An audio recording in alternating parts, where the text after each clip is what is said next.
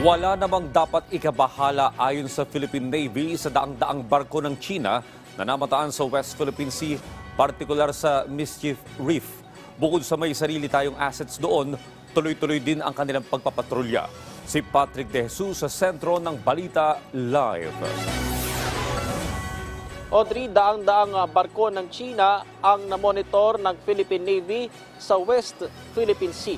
Ayon kay bagong talagang Philippine Navy spokesperson for the West Philippine Sea, Commodore Roy Vincent Trinidad, karamihan sa mga ito ay nasa paligid ng Mischief Reef.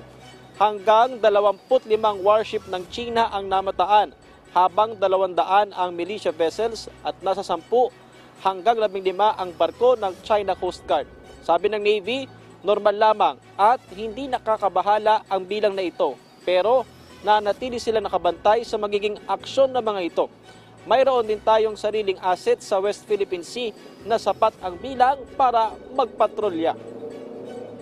The massing of or the presence of foreign warships, maritime militia or Chinese Coast Guard is a product of different factors that includes their operational tempo, that includes the weather in the area, that includes their projection in the West Philippine Sea.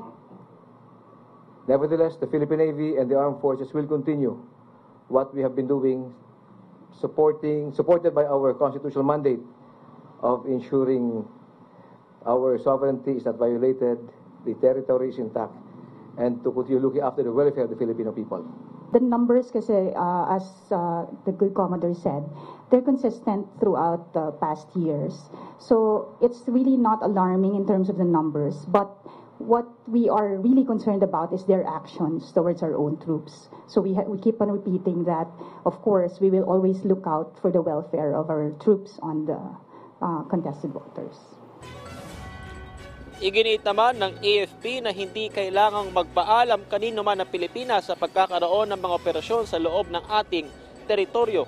Tuloy daw ang regular na resupply mission para sa ating mga tropang nakaistasyon sa BRP Sierra Madre sa Ayungin Shoal. Sa ngayon ay isa sa akbang ang airdrop resupply habang patuloy ang pagsasaayos sa isa sa mga nasirang resupply vessel. Samantala, nanatiling tapat ang armed forces sa konstitusyon. Reaksyon ito ng AFP sa naging pahayag ng dating Pangulong Rodrigo Duterte.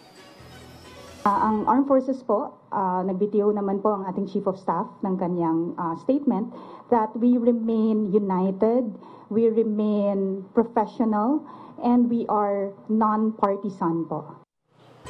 Audrey, sabi ng AFP, hindi kailangan ng loyalty check sa kanilang hanay. At gaya nga ng nabanggit, ay nanatili silang non-partisan bilang isang organisasyon. Audrey. Maraming salamat, Patrick De Jesus.